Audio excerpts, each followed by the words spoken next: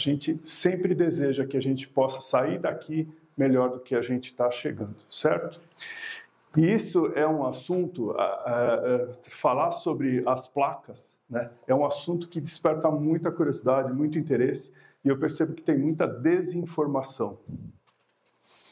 E eu acho muito rico quando nós temos aqui um ambiente com dentistas e técnicos. Na minha opinião, não existe diferença nenhuma. Nós temos que saber como funciona todo o processo. Não podemos esquecer qual que é o nosso foco principal: o paciente. Não existe diferença de conhecimento. Nós temos que saber todo o processo. Por isso que esse é um processo, esse é um curso que se preocupa do começo até o final, da abordagem do paciente na clínica, com moldagem ou escaneamento, passando para o laboratório. Que informação eu tenho que passar para o técnico? O que o técnico precisa saber para me passar um produto final bom? E o que o dentista vai fazer na hora que recebe o trabalho pronto e vai instalar na boca do paciente? Vocês vão ver todo esse processo no curso, ok? Veja, quando a gente fala em dente, a gente não está falando em dente, nós estamos falando de um órgão dental. O que eu tenho aqui num órgão dental, que a gente já viu? Eu tenho esmalte, tenho dentina, tenho polpa, que são as camadas que a gente já viu até agora. Eu tenho cemento, que é essa camada que recobre a raiz. Eu tenho osso alveolar. Eu tenho ligamentos periodontais que unem o cemento da raiz ao osso alveolar. E tenho sensores neurais nesses ligamentos. Tenho também uma gengiva, que é o meu periodonto de proteção, que recobre todo esse conjunto. O que é importante eu saber aqui?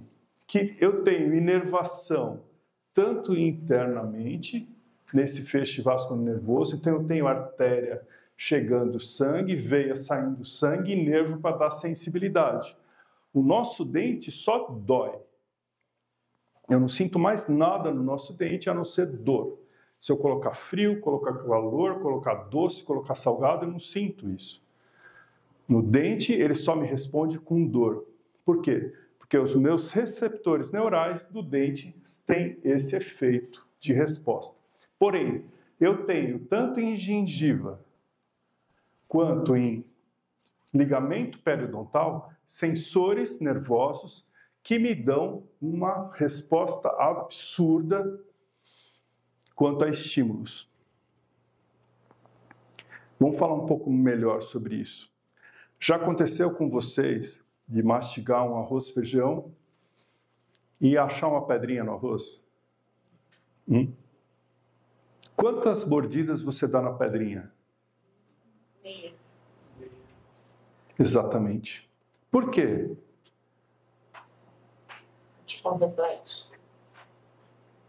Olha como nós somos inteligentes, como o nosso corpo é evoluído. O meu sistema nervoso central estava programado para comer arroz. Ele encontrou uma pedrinha. Instantaneamente ele avisa: não mastigue porque não é arroz, é uma pedrinha. E aí você vai lá e localiza a pedrinha e retira a pedrinha da boca e continua mastigando, certo? O que acontece com a gente para ser tão evoluído assim? Nós não fomos ensinados para isso. Eu acho muito interessante isso. Eu gostaria de pedir licença para trazer isso para vocês, porque eu acho incrível. Então, o nosso sistema nervoso central, ele tem receptores, que são terminações nervosas que captam estímulos, que pode ser estereoceptiva, do meio externo, ou interoceptiva, do meio interno. Nós temos um sistema de mecanorreceptores, que são receptores que recebem tato e pressão. São importantes na mastigação, deglutição e fonação. E tem grande capacidade de adaptação.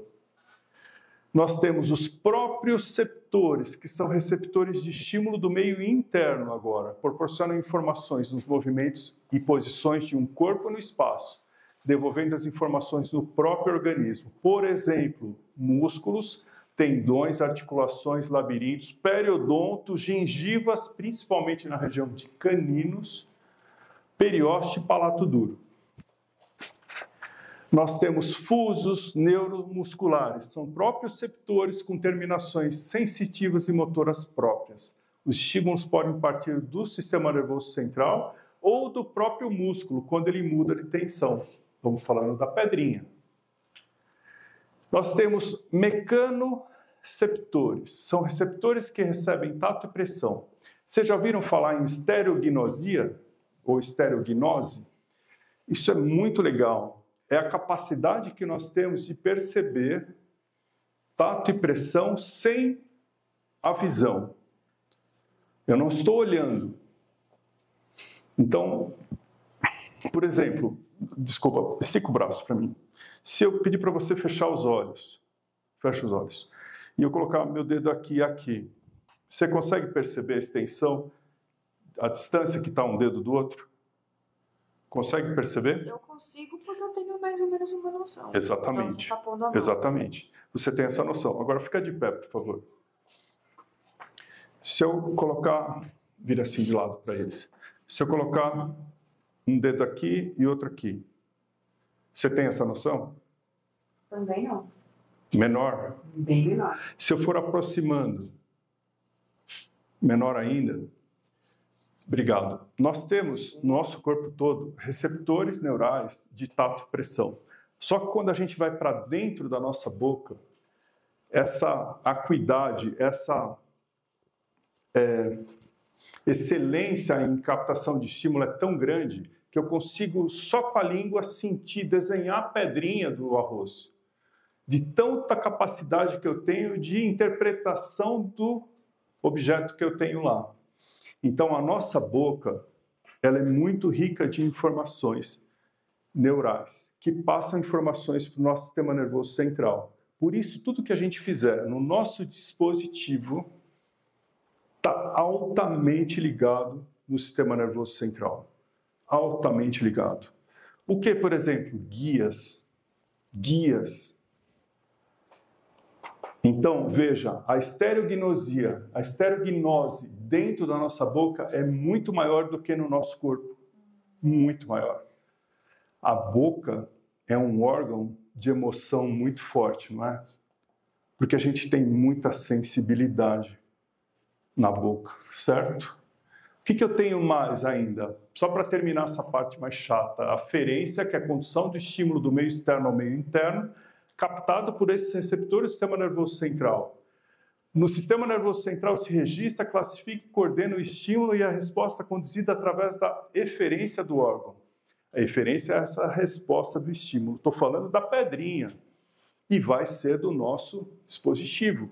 Vamos imaginar que nós estamos mastigando. Eu estou usando meus músculos da mastigação para mastigar lá o arroz. Então veja, eu coloco na boca o meu alimento, esse alimento vai ser percebido pelos meus sensores neurais, eu vou ter uma condução desse estímulo para o meu núcleo mesencefálico do trigêmeo. O trigêmeo é o quinto par de nervos do crânio. Esse núcleo principal manda uma informação para o tálamo, que é uma outra área no cérebro, onde tem uma integração com o córtex sensorial, tem uma integração com o córtex motor, tem uma integração com o núcleo motor do quinto par de novo do trigêmeo, que manda essa informação, que é uma resposta motora, para o reflexo da mastigação. E isso é que me dá a manutenção óssea. Tudo isso acontece numa fração de segundos. A pedrinha é interpretada de tal forma a não mastigue a segunda vez, porque é uma pedrinha, não é um arroz. Gente, ninguém ensinou isso aqui pra gente. Nós nascemos com essas características. Por isso que a gente é extremamente inteligente. Só que, sabendo disso, eu não posso fazer um dispositivo mal feito. Eu não posso fazer um dispositivo que não tenha características que me mande para o meu sistema nervoso central e volta para os músculos uma informação de conforto. Dá para perceber? Então, tudo isso faz parte de um sistema muito inteligente, que é o nosso sistema nervoso central, que faz parte de todo um conjunto de aparelhos aqui que nós vamos mostrar, que vai dizer se desde uma restauração foi bem feita, se um dispositivo foi bem feito ou se uma reabilitação total dos dentes foi bem feita. Por isso que isso daqui é muito, muito, muito importante. Falando agora um pouco, que a gente já antecipou, sobre fisiologia óssea do crescimento e o mecanismo de crescimento, quando a gente fala das meninas, é diferente de nós falarmos dos meninos, porque nós temos hormônios diferentes, e esse crescimento, ele inicia na vida intrauterina, não é quando nasce o bebê. Ele continua na infância, na fase adulta. Esses efeitos do crescimento podem ser no processo alveolar dos dentes, como efeito ortodôntico nas bases ósseas, que é o efeito ortopédico. O que importa para nós, dentistas e técnicos, a gente saber estudar aqui? Eu vou fazer um dispositivo que vai ficar localizado numa região que teve que ter um processo de crescimento muito, muito importante e diferenciado. E para isso, eu queria trazer um estudo para vocês com 4 crânios.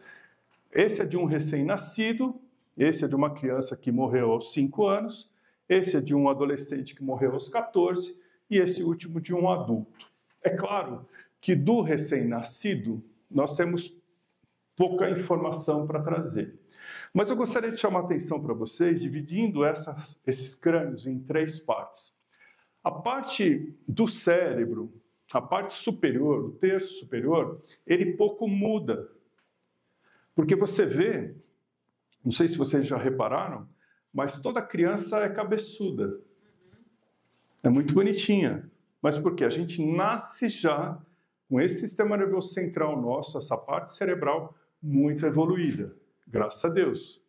Por isso que a gente não morre quando a mãe põe a gente para tomar líquido deitado.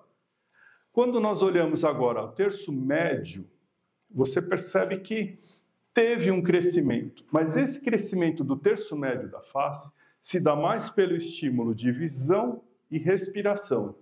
Respiração muito importante. Respiração nasal, muito importante, para o crescimento do terço médio.